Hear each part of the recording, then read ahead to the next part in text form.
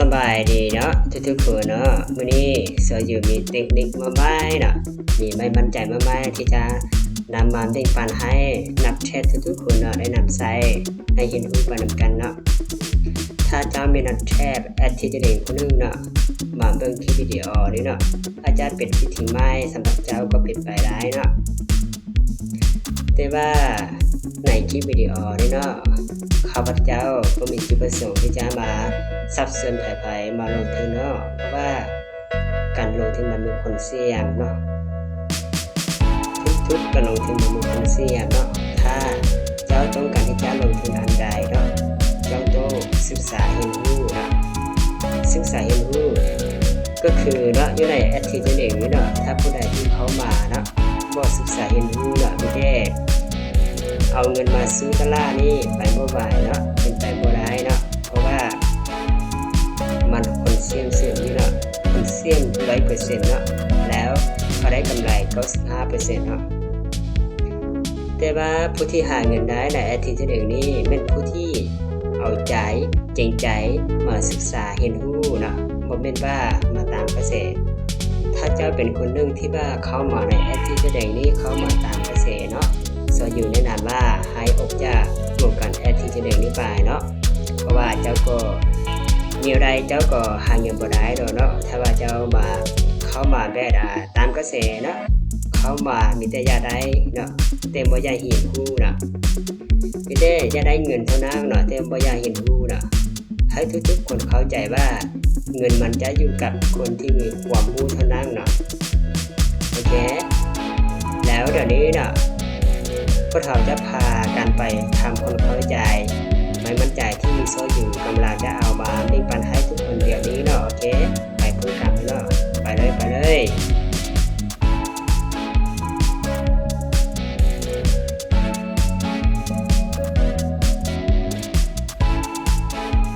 เดี๋ยวนี้ให้พวกเรามาทำคนเข้าใจในรูปภาพตัวนี้ก็เนาะก่อนที่พวกเราจะเข้าไปในตลาดแอดที่เทรดตัวจริงเนาะนี่ก็คือสูตรการสังเกตตามเม็ดสีหลักวิซาวนะไม่มั่นใจนะไม่นี้นะแล้วสูตรตัวนี้มันเหมาะสำหรับผู้ที่มีเวลานำรอท่านะนำรอท่าตลาดหรือว่านำรอท่าติดตามไม่มั่นใจเนาะโอเคให้สังเกตตามหลักวิซาวเนาะเที่ยวที่1เนาะให้สังเกตตามหลักวิซาวหรือว่าเม็ดสีเนาะเที่ยวที่1เนี่ยนะเที่ยวที่1เนาะถ้าเห็นเม็ดสีที่1เนาะเม็ดสีที่1นี้นั้นเป็นสีแดงนะนั้นเป็นสีแดงให้ออกออเดอร์เม็ดที่2เนาะเป็นสีเขียวเนาะหรือว่าออกออเดอร์ซื้อเลยเนาะถ้ากรณีว่าเที่ยวเม็ดที่1ของเที่ยวที่1เนาะเป็นสีเขียวนะคือเม็ดนี้เนาะถ้าเม็ดที่1ตัวนี้มันเป็นสีเขียวเนาะให้ออกออเดอร์เม็ดที่2เนาะเม็ดที่2นี้เป็นแดงเนาะแล้วจะชนะเนาะโอเคไม่มั่นใจมันเท่านั้นเนาะแต่ว่าหลายๆคนก็ยังบ่ได้ติดตามเนาะยังบ่ได้เอาใจใส่ในเม็ดนี้เนาะเม็ดนี้ก็คือเม็ดที่มั่นใจประมาณ 95% เนาะ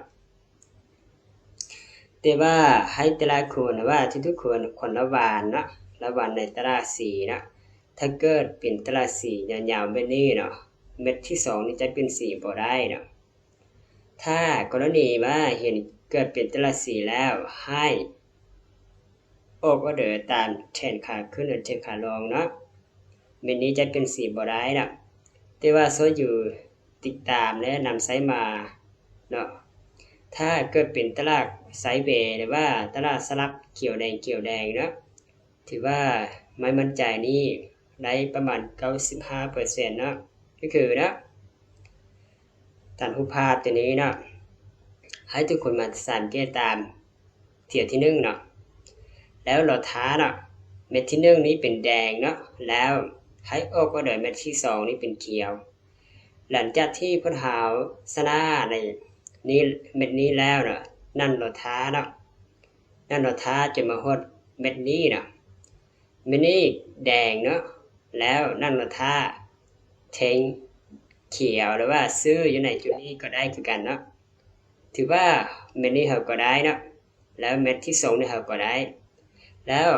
เราได้แล้วเรานั่งรถท้าต่อไปนั่งรถท้าเนาะนั่งรถท้าคุณไม้นี้เนาะแล้วไม้นี้แดงเนาะไม้นี้เราต้องซื้อเนาะต้องออกเขียวเนาะโอเคต้องออกเขียวหลังจากที่เราได้แล้วเราจะนั่งรถท้าต่อไปเนาะนั่งรถท้าต่อไปมาฮอดจุดนี้คือการเนาะเม็ดนี้เขียวเนาะแล้วมาที่2นี้เราต้องออกออเดอร์แดงหรือว่าขายเนาะโอเคหลังจากที่เขาได้แล้วเขาจะนั่นรอท้าไม้ต่อไปเนาะแล้วเขาเขียนว่านี่เป็นแม่เป็นตระสียาวมาคนนี้แล้วเนาะโอเคแล้วเม็ดนี้เขียวเนาะแล้วเขาจะออกออเดอร์เม็ดนี้เป็นแดงถือว่าเขาเสียเนาะเขาเสียเขาก็ยุดพัดก้นก็ได้เนาะหรือว่านั่นรอท้าเนาะนั่นรอท้าไม้ต่อไปเนาะนั่นรอท้าหลับริเศร้าต่อไปเนาะถ้าบ้าเที่ยวถ้าเม็ดที่1นี้ออกแดงเขาต้องออกเขียวเนาะเม็ดที่1นี้ออกเขียวเขาต้องออกแดงเนาะถ้าผู้ใดที่มีเวลาเนาะมีเวลารอท่าถือว่าได้1 2 3 4ได้4ไม้เนาะแล้วเสียไม้ที่1ถ้าเขาออกออเดอร์5ไม้เขาได้4ไม้เนาะเสียแต่ไม้เดียวถือว่าเขากำไรเนาะโอเคแล้วเดี๋ยวนี้เนาะเซอร์จิวจะพาเข้าไปในตลาด Active Trading ตัวจริงเนาะว่าเดี๋ยวนี้อยู่ใน Active Trading มันเป็นตลาดสีหรือว่าตลาดสลับแดงเขียวบ่เนาะโอเคไปเลยถ้าเราสังเกตตามแต่นี้มาเนาะเราสังเกตตามแต่นี้มาเนาะเม็ดที่1นี้เนาะโอเคเม็ดที่1นี้เนาะเป็นสีเขียวเนาะแล้วเขาออกออเดอร์ตามสุกเนาะแล้วเม็ดนี้เขาจะออกแดงนะครับเสียเนาะและเม็ดนี้เนาะแดงแล้วเขาจะออกเขียวในจุดนี้เขาก็เสียคือกันเนาะเพราะว่ามันเจอตลาดสีเนาะและเม็ดที่3เนาะเม็ดที่3ก็คือเม็ดนี้เขียวเนาะเม็ดนี้เขียวเนาะแล้วเขาจะออกออเดอร์เม็ดนี้เป็นแดงถือว่าเขาได้เนาะแล้วเราก็นั่นรอท้าต่อไปเนาะนั่นรอท้าต่อไปมาฮอดไม้นี้เนาะไม้นี้แดงแล้วเขาออกเขียวเขาได้แล้วเนาะแล้วไม้นี้เนาะไม้นี้แดงเนาะแล้วเขาจะออกเขียวเนาะโอเคเขาจะออกเขียวเนาะเพราะว่าไม้นี้แดงเนาะแล้วเขาจะออกเขียวในจุดนี้เนาะโอเคลองเบิ่งว่าเม็ดนี้มันจะเขียวได้บ่เนาะถ้าเขียวบ่ได้เขาก็จะนำรอท้าต่อไปเนาะเพราะว่าเขามาเจอในตลาดที่ว่า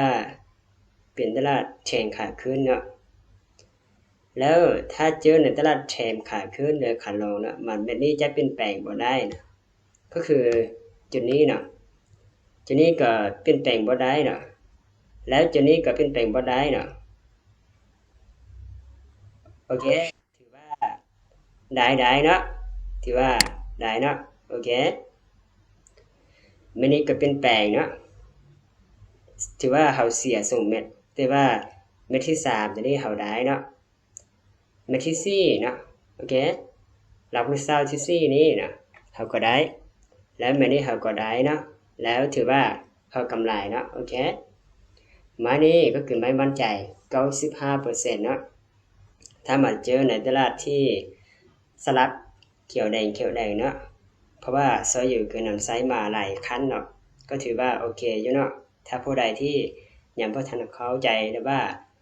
ยังบ่ทันได้นำไซส์มาก็ต้องเอาไปสังเกตไปปฏิบัติตัวจริงเนาะถ้ามั่นใจแล้วจึงเอาเงินจริงไปออเดอร์ก็ได้เนาะแล้วให้ทุกคนละหวานนะซึบนี้ถ้าเข้ามาปึ๊ดถ้าเห็นว่าตลาดตัวนี้มาเป็นเทรนขาขึ้นงามๆเนาะหรือว่าเป็นเทรนขาลงงามๆเนาะเมกนี้จะเป็นสีบ่ได้เนาะแต่ถ้ากรณีว่าเป็นตลาดสลับหรือว่าตลาดไซด์เวย์เขียวแดงเนาะจะอยู่ในด้านว่าเมกนี้ต้องเป็นสีได้ประมาณ 95% เนาะโอเคก็คือเมกนี้เปลี่ยนแปลงเนาะแล้วเมกนี้ก็เปลี่ยนแปลงได้เนาะ อันนี้เป็นแปลงเนาะโอเคเนาะทวนคืนอีกที่นึงเนาะทวนคืนยันว่ามีหลายคนยังบ่เข้าใจเนาะให้ไม่มั่นใจนี่เนาะให้สังเกตตามเที่ยวที่นึงเนาะแล้วสังเกตตามเม็ดที่นึงนี้ถ้าเม็ดที่นึงนี้เนาะเขียวแล้วเขาจะออกก็ด้วยเม็ดที่2นี้แดงเนาะถือว่าเขาเสียเขาก็นั่งรถท้าต่อไปเนาะนั่งรถท้ามาจุดนี้โอเคนั่นรถท้ามาจุดนี้เม็ดนี้แดงเนาะแล้วเขาจะออกก็ด้วยเม็ดนี้เป็นเขียวหรือว่าซื้อเนาะถือว่าเขาเสียอีกมันเป็นอย่างเนาะเขาก็รถท้าคนเงินต่อไปแล้วเขารถท้าไม่มั่นใจต่อไปเนาะโอเคแล้วมาฮอดนี้เนาะมาฮอดนี้เม็ดนี้เป็นสีเขียวเนาะแล้วเขาจะแทงแดงอยู่จุดนี้ถือว่าเขาคนเงินตาที่3เขาได้แล้วเนาะโอเคตาที่3เขาได้แล้วเขาจะนำรถท้าต่อไปเนาะนำรถท้าต่อไปโอเคมาฮอดจุดนี้เนาะนำรถท้าต่อไปมาฮอดจุดนี้เม็ดนี้แดงเนาะแล้วเขาจะออกมาด้วยเม็ดนี้เป็นสีเขียวโอเคเขาได้แล้วเขาจะนำรถท้าต่อไปเนาะโอเคนั่นรถท้ามาฮอดไปนี้มานี้แดงเนาะแล้วเขาจะออกมาด้วยเม็ดนี้เป็นเขียวคือกันเนาะโอเคแล้วเขาจะนำรถท้าต่อไปเนาะว่าเม็ดต่อไปมันจะเป็นอย่างไรเนาะโอเคแล้วสำหรับมือนี้เนาะซออยู่ก็จะนำเอามาแบ่งปันให้ทุกคนรู้เท่านั้นเนาะถ้าว่าผู้ใดที่ยังบ่เข้าใจชัดเจนยังบ่เข้าใจละเอียดเนาะก็สามารถทักหาคอมเมนต์มาถามซออยู่โดยตรงก็ได้เนาะโอเคยินดีที่ให้คำปรึกษาเนาะโอเคบ๊ายบายขอบใจหลายๆเนาะ